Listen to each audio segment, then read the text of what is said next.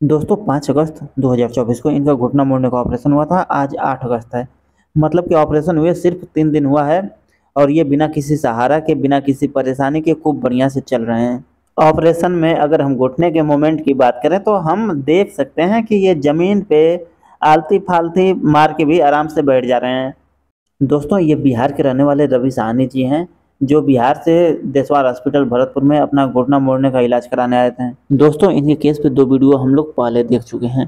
पहली वीडियो 5 अगस्त को ऑपरेशन से ठीक पहले ली गई थी, उसमें हम ऑपरेशन से पहले की इनकी स्थिति देख सकते हैं। और दूसरी वीडियो इनकी ऑपरेशन की वीडियो है, जो कि 6 अगस्त 2024 को पब्लिश की गई थी, ये वाली वीडियो।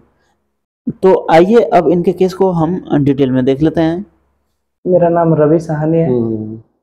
मैं बिहार का रहने वाला हूँ, पूर्णिया जिला से। यहाँ से 1600 किलोमीटर दूर मेरा घर है। वहाँ से मैं अखिलेश भैया के यूट्यूब चैनल देख के यहाँ आया हूँ इलाज के लिए। इससे 7-8 महीने से मैं टच में था और सब जगह से मैंने कंसल्ट किया, जयपुर में भी और सब डॉक्टर से किया, लेकिन वहाँ पर मैंने रिपोर्ट भेजा तो मेरा जिस तरह एक्सरे देख के जो है ना एक्सेप्ट नहीं किया वो लोग। सीधा बोल दिया कि यहाँ पर नहीं हो पाएगा और कहीं देख लो। तब अखिलेश भैया के थ्रू मैंने यहाँ पर कांटेक्ट किया तो डॉक्टर साहब से बात हुई, बोले ठीक है आ जाओ, कोशिश करते हैं। तो फिर यहाँ पर आया तब तो डॉक्टर साहब ने 2 ऑप्शन दिए थे कि प्लेट निकाल लीजिए या फिर आर्थोस्कोपी से पहले देखेंगे, नहीं हुआ तो प्लेट निकालेंगे। तो मैंने सोच समझ के बोला ठीक है सर, जैसे आपको अच्छा लगे वैसे कर दिए, बस पैर मुड़ जाना चाहिए। सर बोले ठीक है। फिर आर्थोस्कोपी से ही मेरा ऑपरेशन हुआ। पहले तो मेरा इतना मूव था, 80 से 90 डिग्री मुड़ता था, जो कि 80 से 90 डिग्री के बीच में था। अब लेकिन फ्रीली मेरा इतना फ्री 120 हो गया, इसमें जोर लगा हुआ तो 130 135 के आसपास पूरा एकदम जितना भी जोर लगा जा सकता है। पहले इसमें ये होता था कि लॉक हो गया था, पूरा लॉक हो गया था सर इसमें।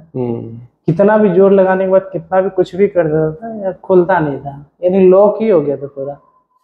अब जो है लॉक नहीं होता। अब अंदर ऐसा लगता है कि जी मशीन की ग्रिप जितना भी एक्सरसाइज करते हैं ना उतना लगता है कि धीरे धीरे फ्री हो रहा है, धीरे धीरे फ्री हो रहा है। अब क्या है कि जॉइंट के अंदर का जो अवरोध था ना वो खत्म हो गया। अब जो अवरोध बचा है वो जो ऊपर की जो जांघ की मसल जिसको क्वाड्रिसेप्स कहते हैं ना, क्वाड्रिसेप्स का अवरोध है। क्वाड्रिसेप्स की स्ट्रेचिंग आप करोगे तो वो आ जाएगा। क्वाड्रिसेप्स की लेंथनिंग हमने क्वाड्रिसेप्स प्लास्टी जिसे कहते हैं, तो क्वाड्रिसेप्स प्लास्टी हमने इसमें नहीं करी आपके। क्वाड्रिसेप्स प्लास्टी का मतलब ये होता है कि पहले तो घुटने के अंदर के जो चिपकने वाला मांस है, जो सॉफ्ट टिश्यू है, उसको हटाते हैं, उसके बाद क्वाड्रिसेप्स पे कट लगाते हैं। आपके पैर में क्या है, थोड़ी कमजोरी थी पहले से, कमजोरी, तो उस कमजोरी की वजह से हमें लगा क्वाड्रिसेप्स और कमजोर होगी तो आपको चलने में लचक आ सकती है, आपका पैर पूरा सीधा नहीं होगा। पूरा पैर सीधा करके उठा के दिखाइए, टाइट तो करिए। पूरा पैर सीधा हो तो रहा ये जो पैर पूरा सीधा करके टाइट हो रहा है ना, ये अगर हम क्वाड्रिसेप्स को कट करते, क्वाड्रिसेप्स प्लास्टी जिसे कहते हैं, तो ये स्ट्रेंथ चली जाती है। एक्सटेंशन की जो स्ट्रेंथ है, पैर सीधा करने की जो ताकत है, इसका नुकसान हो जाता। मुड़ने को तो वो ज्यादा मुड़ जाता, पर ये स्ट्रेंथ नहीं बनती, तो चलते समय ढीला पैर लगता, गिरने का एहसास होता, लचक आती, ऐसा लगता है कि पैर डॉक्टर साहब ने मेरा कमजोर कर दिया। तो आप जैसे बिहार से आए, जाने का आपको तुरंत का था, तो आप तुरंत नहीं जा पाते, आपको फिर चलाते भी तो पैर में ब्रेस बांध के चलाते। वैसे आप पैर मोड़ लेते, पर चलते समय ब्रेस बांधना पड़ता खड़े होने के लिए, पैर को साधने के लिए। तो अब ब्रेस की जरूरत नहीं है, अब तो ऐसे पूरा बिना सहारे से चल ले रहे हैं, पैर कमजोर नहीं लग रहा है आपका। तो मुड़ने में भी आप बता रहे हैं कि धीरे धीरे आपका, जितना जिस दिन ऑपरेशन हुआ है, तो जितना मेहनत करना तो उतना तो कर दिए, लेकिन सर बोले कि अब आपको मेहनत करना। जिस दिन से ऑपरेशन हुआ है उस दिन से आपको, उस दिन से हम जितना एक्सरसाइज कर रहे हैं उतना अच्छा सुधार लग रहा है। तो आज कौन सा दिन है ऑपरेशन का? ऑपरेशन का तीसरा दिन है। तीसरा दिन है आज, और आपको सुधार महसूस हुआ है? जी आज तो और अच्छा फील हमको लग रहा है। आलती पालती मार के बैठने का हो गया? आलती पलती मार के पूरा बैठ गए। पहले तो आलती पलती मार के बैठना भी चाहते थे, तो इतना ही होता था, ऐसे रहता था, इधर से ले ले। लेकिन अब पूरा एकदम अच्छे से, कोई पेन नहीं, और इसको घिसने भी चाहे घिस के जितना भी कर सकते हैं।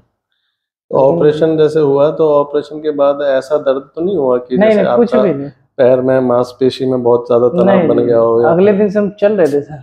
ऑपरेशन के दिन रात में कोई दर्द तो ज्यादा नहीं, कोई दर्द नहीं। तो दर्द में भी आपके ऐसा नहीं हुआ कि दर्द के मारे बहुत पीड़ा हुई हो? नहीं, ऐसा कुछ नहीं। हल्का तो रहेगा ही थोड़ा सा। कसरतों में भी कोई दर्द नहीं रहा? नहीं। इनके क्या है अखिलेश भाई, हमने है ना ये एक पैच और लगाया है ना, ये पैच ब्यूपिनोफ्रिन का पैच है। तो ये पैच क्या है, स्लो डिलीवरी ऑफ एनाल्जेसिक करता रहता है धीरे धीरे। तो जैसे पेशेंट आए इतनी दूर से तो उनको रास्ते में भी तकलीफ नहीं होगी जाने में। ये 7 दिन तक दवाई की डिलीवरी करता है, दर्द इनके नहीं होगा। और घुटना मोड़ने का जो एक्सरसाइज डेली ये कर रहे हैं तो उस दौरान भी इनके लेग नहीं आएगा, ये पीछे नहीं रह जाएंगे कि कसरत दर्द की वजह से पीछे रह गए। तो रेगुलर एक्सरसाइज करेंगे तो वो जो समय है जिसमें घुटना दोबारा जाम होने का रिस्क रहता है, उस समय में कसरत करके घुटने को आगे मोड़ लाएंगे तो वो दिक्कत भी खत्म हो जाएगी। और ऐसे साइड तो से बड़ी मुश्किल से ऐसे बैठते थे, पेन होता तो इसमें भी बैठने में, लेकिन अब पूरा आराम से नॉर्मली बैठते हैं, कोई पेन नहीं, आराम से। और ऐसे ऐसे पैर कितना हो गया? हाँ हाँ ऐसे मोड़िए, इतना मुड़ जाता है। पहले कितना था जब आप हमारे पास आए थे? पहले इतना था। पहले इतना रहता था जी। और अब कितना हो गया? अब इतना। ठीक है, अब धीरे धीरे और एक्सरसाइज करोगे जो आ जाएगा। और आपका जैसे एक प्रोसीजर इसमें रह ही रहा है प्लेट निकालने का जी। तो अभी कुछ समय बाद 5-6 महीने बाद वो प्लेट निकाल देंगे, दोनों ही एक साथ निकाल देंगे जी। तो उस समय और आपका पूरा आ जाएगा। फिर जैसे घुटना मोड़ने के सर्जरी की बात हो रही है तो घुटना मोड़ने का इलाज सर्जरी का इलाज भी है और उससे पहले का जो इलाज है, जैसे शुरुआती इलाज घुटना मोड़ने के लिए फिजियोथेरेपी होता है। तो जैसे शुरुआती इलाज उन मरीजों के लिए फिजियोथेरेपी है जो अभी जिनके रिसेंट ऑपरेशन हुए हैं, सर्जरी हुई है, घुटने में प्लेट लगी है या फिर कोई स्क्रू लगा है, तो वो पेशेंट अपना अर्ली फिजियोथेरेपी करें तो उनके घुटने मुड़ने का दिक्कत ज़्यादा नहीं रहता। तो वो अपने डॉक्टर से सलाह लें इस चीज़ के बारे में बार बार कि सर कब से घुटना मोड़ना है, कैसे कसरत करनी है। तो उस सलाह के आधार पर कसरत का प्रोटोकॉल वो बराबर फॉलो करेंगे तो घुटना जाम होने का शिकायत नहीं बनेगा। और अगर बाई चांस घुटना जाम भी हो गया है तो उसका जो इलाज है वो शुरुआत तो हर इलाज की फिजियोथेरेपी से ही है। फिजियोथेरेपी के बाद अगला जो इलाज हम समझते हैं तो वो घुटने में दूरबीन डाल के घुटने के अंदर चिपके हुए मांस को हटाने का है, जिसको आर्थ्रोस्कोपिक रिलीज कहते हैं, आर्थ्रोलाइसिस कहते हैं। इसके अलावा जो इसके और आगे जो इलाज हैं जिनमें हम और जिसके स्टेप घुटने हैं और ज़्यादा जिनके घुटने मुड़ नहीं पा रहे हैं तो उसके लिए आर्थ्रोस्कोपी के ऊपर का इलाज फिर क्वाड्रिसेप्स प्लास्टी है, जिसमें जो जांघ की नस है, घुटने की जांघ की नस है जिसको क्वाड्रिसेप्स कहते हैं, उसको ढीला करने की सर्जरी करी जाती है। तो इस तरह से इनका वैरायटी ऑफ ट्रीटमेंट ऑप्शन घुटने मोड़ने का रहता है। कुछ मामलों में प्लेट निकालना घुटने के रेंज ऑफ मोशन को बढ़ा देता है। कुछ मामलों में अगर पटेला में कोई वायर डले हुए हैं, तार डले हुए हैं, टेबिया में कोई स्क्रू डले हुए हैं, तो ये सब चीज़ें इम्प्लांट रिमूवल भी घुटने के बेंडिंग को बढ़ाता है। कुछ ऐसे मामले भी देखे गए हैं जिनमें बोन का जो ओरिएंटेशन है, एंगल है, वो कुछ इस तरह से मेल यूनाइटेड बोन हो गई हैं जिनमें घुटने या तो पूरे सीधे नहीं होते या पूरे मुड़ते नहीं हैं।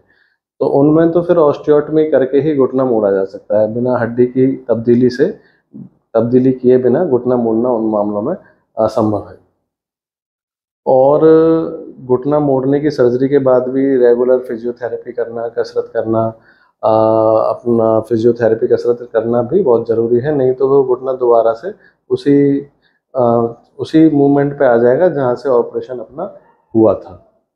और भी कुछ ऐसे मामले होते हैं जिनमें कार्टिलेज लॉस हो जाता है, जो पहले चोट लगी या सर्जरी हुई तो उस दौरान अगर घुटने के अंदर की कार्टिलेज लॉस हो गई है, घुटने का जो चिकना आवरण उसका अगर लॉस हो गया है, तो ऐसे मामलों में भी घुटना मोड़ने का जो ऑपरेशन है वो इतना लाभदायक नहीं हो पाता है। यहाँ का अस्पताल कैसा लगा? यहाँ ऐसे नहीं है कि भाई यूट्यूब पे जो दिखाते हैं वो गलत होता है, जो यूट्यूब इस तरह से अस्पताल तो सर एक नहीं, उसी को बता दो। यहाँ के अस्पताल के बारे में कहना चाहेंगे कि और सब जो बड़ा से बड़ा हॉस्पिटल में जो फैसिलिटी मिलेगा उससे कई ज़्यादा बेहतर यहाँ मिलेगा। साफ सफाई हो गई, स्टाफ हो गए, सारी चीज़ की जो किसी भी चीज़ के लिए कहीं जाना नहीं पड़ेगा, हर एक चीज़ यहीं पे उपलब्ध है। और जो चीप एंड बेस्ट बोला जाए तो यहीं पर हो सकता है, यानी कम से कम खर्च में यहाँ पर इलाज करा सकते हैं। और मैंने तो और सब जगह भी देखा, वहाँ से तो मुझे लगा कम से कम 50% कम ही लग रहा है। और सब जैसे 1 लाख कुछ बताया, यहाँ 50% कम ही लगा। तो ऐसा तो नहीं है पैसा कम लगता हो तो ध्यान नहीं देते हो, यहाँ नहीं, लापरवाही कर देते हो मरीज के साथ? यहाँ तो सुविधाएं कम दे देते सर हो? हमेशा खुद प्रेजेंट रहते हैं सर, खुद सुबह मॉर्निंग में पूछते ही नहीं हो मरीज से, और 11 बजे तक खुद देखते हैं, दिन में मिलते हैं, हमेशा मिलते हैं, कोई भी दिक्कत हो तो खुद आते हैं सर। पैसे कम दिए तो कोई दवाई सस्ती लगा देते हो? नहीं, ऐसा कुछ नहीं है। मरीज को दवाई तो सर एक से एक अच्छी से दवाई है, रूम वगैरह भी सही है, हर एक चीज फैसिलिटी है। आप इतनी दूर से बाहर से आए तो आपको ऐसा तो नहीं लगा कि भाई बाहर से बिहार से आए, भरतपुर इलाज कराने आए, तो यहाँ दूर से आने की वजह से आपको भाषाई या व्यवहारिक या सामाजिक या फिर कोई दिक्कत आई हो यहाँ? नहीं, कोई दिक्कत ऐसा नहीं लगा हो कि भाई यहाँ तो गलत हम आ तो रहे यहाँ हैं? खुद ही पूरा फैमिली के लिए यहाँ नहीं आए, एक बस मेरा दोस्त आया, उसके साथ हम खुद आए हैं। यहाँ अकेले भी कोई आके इलाज करा सकता है, एक साथ में रहे तो ज्यादा अच्छा रहता है। एक अकेले भी आके करा सकता है, कोई दिक्कत नहीं। हम तो यहाँ पर जितना भी कहना चाहेंगे डॉक्टर साहब को, इन हॉस्पिटल के स्टाफ को, सबको बहुत बहुत धन्यवाद। तो आपका कोई बिहार से भाई आपके पास आना चाहेगा, पूछेगा तो उसको क्या आने की सलाह? तो जरूर सलाह देंगे। मेरे खुद ही सर घर में किसी को कुछ हुआ रहेगा, ऐसा कुछ केस रहेगा तो पहले सर हम आपको कांटेक्ट करेंगे। बढ़िया सर जी, कुछ भी मेरे नज़दीकी जितना भी रहेगा तो हम हमेशा यही चाहेंगे कि मेरा खुद का आदमी हो तो अच्छा से अच्छा इलाज हो, अच्छा हो जाए।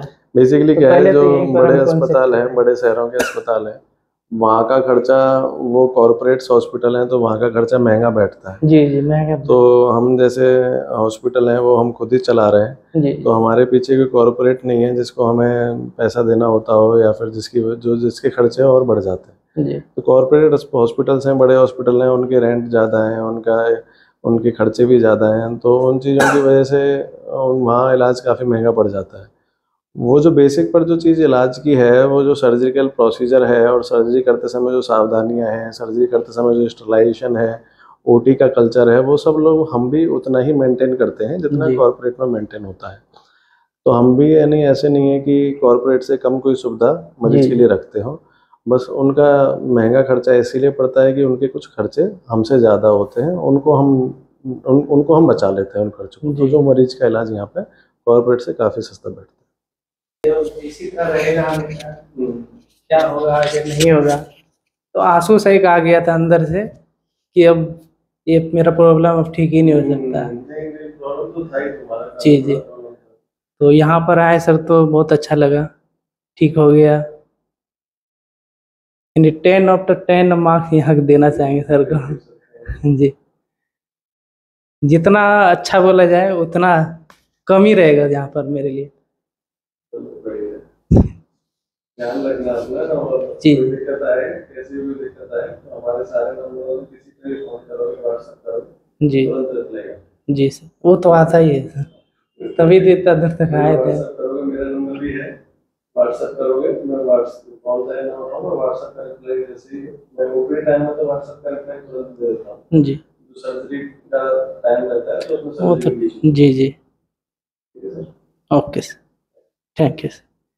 दोस्तों, रवि जी के केस पे ये तीसरी वीडियो है।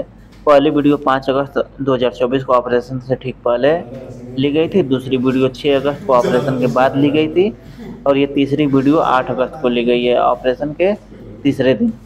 दोस्तों, कल यानी 9 अगस्त 2024 को इनकी हॉस्पिटल से छुट्टी हो जाएगी, ये घर चले जाएंगे और ये अपने घर से अपने रिकवरी की वीडियो हमें भेजते रहेंगे, हमने इनसे कहा है। तो इनके रिकवरी की अपडेट हम आगे भी आपको इस चैनल के माध्यम से देते रहेंगे। दोस्तों, हड्डियों से संबंधित कोई भी समस्या हो और आप डॉक्टर गौरव सर से इलाज कराना चाहते हो तो आप हमसे संपर्क कर सकते हैं। हमारा व्हाट्सएप नंबर है 9305 26 4009 9305 26 4009।